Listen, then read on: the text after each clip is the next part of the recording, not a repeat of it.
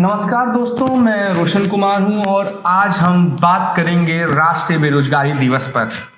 राष्ट्रीय बेरोजगारी दिवस इसलिए महत्वपूर्ण हो गया है क्योंकि लगातार युवा एकजुट होकर एक मुहिम चला रहे हैं कि सरकार हमें रोजगार दो, हमें दंगाई मत बनाओ। सूर्य प्रताप सिंह की बात करूंगा। सूर्य प्रताप सिंह 25 साल की नौकरी में एक आईएएस थे, डीएम रह चुके थे। उनको 53 बार ट्रांसफर किया गया, 2 बार सरकार से सवाल पूछने पर एफआईआर किया गया। ये सारी चीज में एकजुट होकर इसलिए कह रहा हूं, एकत्रित करके इसलिए कह रहा हूं क्योंकि जो मुहिम चला रहे हैं वो अपने लिए नहीं बल्कि आने वाली हमारे जैसे युवा पीढ़ी के लिए चला रहे हैं। ये बात मैं इसलिए कह रहा हूं क्योंकि लगातार जो घटनाएं घट रही हैं उस पर सरकार भले ध्यान ना दे, भले कंगना की बातों पर ध्यान दे, पर मेन मुद्दा है रोजगार का, मेन मुद्दा है युवाओं का, मेन मुद्दा है उनके भविष्य का, मेन मुद्दा है उनके आत्मविश्वास को मजबूत करने का। पर इस पर सरकार हमारी खामोश है। अब उतरते हैं पटल पर और विस्तार से इस पर बात करते हैं। बात यह है कि जब हम पैदा हुए थे तो हमारे पिताजी कहते थे कि पढ़ लिखकर आईपीएस, आईएएस, डीएम या फिर किसी सरकारी नौकरी में चले जाना। पर आज के दौर में पढ़ने लिखने के बाद भी नौकरियां मिल नहीं रही हैं। तमाम वैकेंसियां खाली हैं, फिर भी सरकार इस पर ध्यान नहीं दे रही है। और कारण बस इतना है कि चुनाव के समय वैकेंसियां तो निकाल देती है पर उसके बाद कोई तरीका, कोई कार्यवाही इस पर नहीं होती है। ये हकीकत हो गई है उत्तर प्रदेश की, मध्य प्रदेश की या तमाम ऐसी सरकारों की जहां पर युवा बेरोजगार घर पर बैठे ताली बजा रहे हैं, पकौड़े तल रहे हैं, पर हमारे चौकीदार अभी भी सो रहे हैं।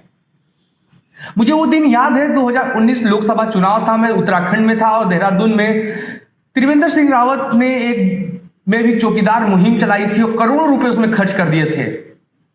मैं उस दिन कवर कर रहा था एक निजी न्यूज पोर्टल के लिए और उस पोर्टल में कवर करते हुए मेरे कैमरामैन थे। उनको मैंने बोला ये किस लिए कर रहे हैं? उन्होंने बोला कि सब चौकीदार बन रहे हैं और सबके नाम के आगे चौकीदार लगाया भी जा रहा था। अगर वीडियो तहखानों में देखेंगे यूट्यूब के तो वो मिलेगा आपको।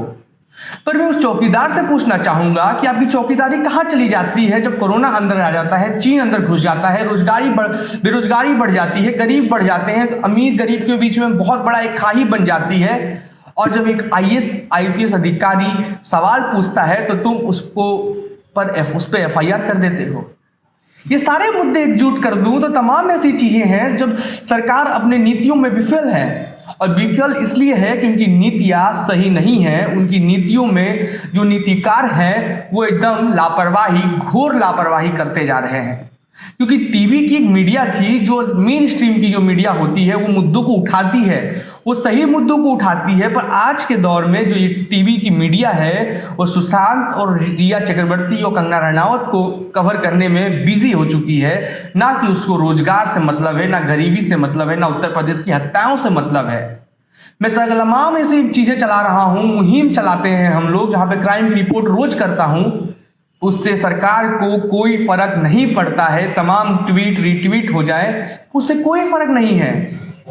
अब छात्रों ने पहले 5 तारीख को 5 बजे वाला मुहिम चलाया, 9 तारीख को क्षमा चाहता हूं, 9 तारीख को 9 बजे वाला मुहिम चलाया, उससे किसी को फर्क नहीं पड़ा। सरकार को उससे कोई फर्क नहीं पड़ा।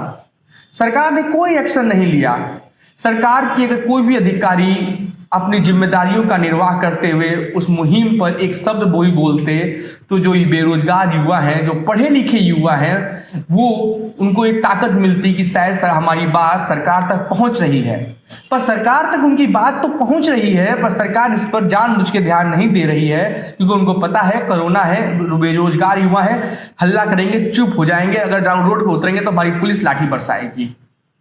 ये तब हुआ है जब पुलिस का दुरुपयोग किया जाता है। जब युवाओं ने आवाज उठाई है, हरियाणा में किसानों ने आवाज उठाई है, तब पुलिस का दुरुपयोग कर आगे पुलिस को करके अब नेता महफूज हो जाते हैं और गरीबों पर, बेरोजगारों पर लाठियां चार्ज करवाते हैं। ये सारी चीजों को एकजुट कर दिया जाए। पर युवाओं से अपील करता हूं कि अपनी मुहिम को रोकना मत, अपने विश्वास को मजबूत रखना, अपने आत्मबल को मजबूत रखना, ये मुहिम चलाते रहना तब तक जब तक एसएससी, रेलवे, पुलिस की भर्ती, शिक्षा की भर्ती, तमाम ऐसी भर्तियां जो हैं सरकार ने रोक दी हैं, जब सरकार उस पर अमल ना कर दे, सरकार जब तक उसको कार्रवाई के साथ लोगों को रोजगार न दे, तब तक ये मुहिम चलाना। क्योंकि आपके घर से भी एक बेरोजगार है, हमारे घर से भी एक बेरोजगार आता है। ये हमारे और आपकी हक की लड़ाई है। तभी तो हम इतने बोलते हैं, इतनी खबर चलाते हैं, इस पर बात कर रहा हूं मैं इसलिए कर रहा हूं कि मैं सियासत की बातें नहीं करके मैं आंकड़ों पे नहीं उलझाना चाहता। मैं आपको इस पर बात करना चाहता हूं कि जितनी ये मुद्दे हैं उनको अगर आप एकजुट नहीं करेंगे, सवाल सरकार से नहीं पूछेंगे, तब तक ये सरकार आपकी दोहन करती रहेगी। और ये निश्चित रूप से हो रहा है, और इसके लिए आपको आवाज उठानी पड़ेगी। ये इसलिए उठानी पड़ेगी, कोरोना से पहले जो जीडीपी डाउन हो रही थी, कोरोना ने उसको लुढ़का दिया और सरकार ने एक्ट ऑफ गॉड कह के सब कुछ खत्म कर दिया। ये पहली बार भारत में ऐसा हो रहा है जब युवा एकजुट हो रहा है। 1970 की बात छोड़ दे, जब युवा एक साथ हुआ था, लोहिया पे जयप्रकाश नारायण इकट्ठा हुए थे, जयप्रकाश नारायण की अगुवाई में सब एकजुट हुए थे। आज वही दौर आया है जब युवा अपने हक के लिए, अपने गरीबी के लिए, अपने रोजगार के लिए सरकार से आंख में आंख मिलाए और बात करे कि आपने जो वादा किया था, आपने जो बात कही थी, वो सारी बातें क्या सिर्फ कागजी बातें थी या फिर वाकई उस पर आप अमल करना चाहते हैं। मुझे बहुत दुख होता है जब लोग फेसबुक पर गालियां बकते हैं, ट्विटर पे गालियां बकते हैं, इंस्टाग्राम पर गालियां देते हैं कि तुम देशद्रोही हो। कभी भी सरकार के खिलाफ सवाल पूछना, सरकार से सवाल पूछना, सरकार के ऊपर सवाल करना कभी देशद्रोह में नहीं आता है। भले आज की सरकार ये चीज कर दे, एनएसए लगा दे, यूपीए लगा दे, वो अलग बात है, क्योंकि ये तानाशाही रवैया है, अघोषित बिना बोले ये आपातकाल की स्थिति है कि अगर आप सरकार से सवाल पूछेंगे तो एक ऐसा समाज इन्होंने इकट्ठा कर लिया है पैसे के बल पे कि वो आपको बदनाम कर देगी। वो मेरे साथ भी होगा, मुझे ये बात पता है। मैं पढ़ भी रहा हूं, मेरे पिताजी मुझे मना करते हैं, मेरी माताजी कहती है मत बोला करो, पर अगर मैं आज चुप हो जाऊंगा तो आने वाला जो भविष्य मेरा होगा वो बहुत बुरा हो जाएगा। सरकार सिर्फ अंगड़ाई ले रही है, सरकार को कोई मतलब नहीं है। उनको पता है कि हमने टीवी खरीद लिया है, मीडिया खरीद लिया, आज तक, जी न्यूज, रिपब्लिक सब खरीद लिया है। ये लोग हमारी बुराई नहीं करेंगे, अगर ये करेंगे तो इनको हम बर्बाद कर देंगे। और थोड़े बहुत पत्रकार जो सवाल उठाते हैं उनको भी दबाने की कोशिश की जाती है, उनके खिलाफ मीम बनाया जाता है, उनको चरित्रहीन बताया जाता है।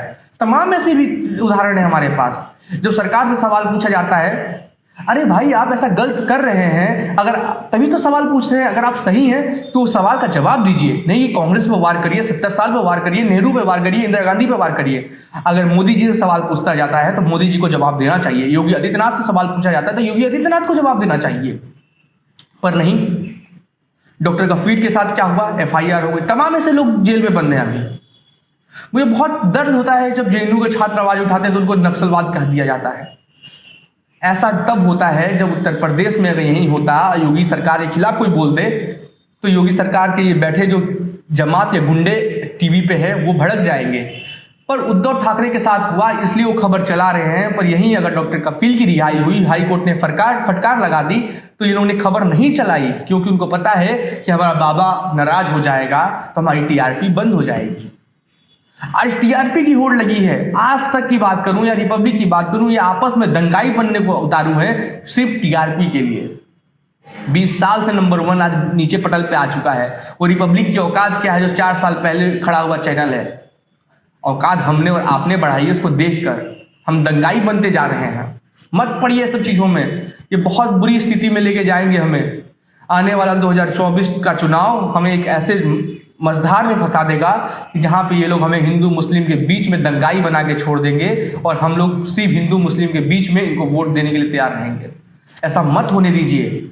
रोजगार के लिए आवाज उठाइए। जब पढ़ा लिखा समाज आवाज उठाता है ना, तो सरकार की कानों में जब गूंजने लगती है आवाजें, तो सरकार अमल करेगी। और आप करिए ये चीजें। बाकी इस वीडियो में इतना ही। चैनल को सब्सक्राइब नहीं कर रहे हैं आप लोग, एक थोड़ा सा दुख है मुझे, क्योंकि ये किसी चैनल से या किसी पार्टी से एफिलेटेड चैनल नहीं है। ये हम अपने थोड़े बहुत बचे पैसों से चलाते हुए चैनल हैं, उसमें वाईफाई नेट का खर्चा चलता है। तो इसलिए सिर्फ सब्सक्राइबर की बात करता हूँ कि सब्सक्राइबर बढ़ाएंगे, लाइक बढ़ाएंगे, व्यूवर्स बढ़ाएंगे तो हमें आत्मबल मिलता है इससे, और कुछ नहीं है ये चीज़ें। बाकी धन्यवाद।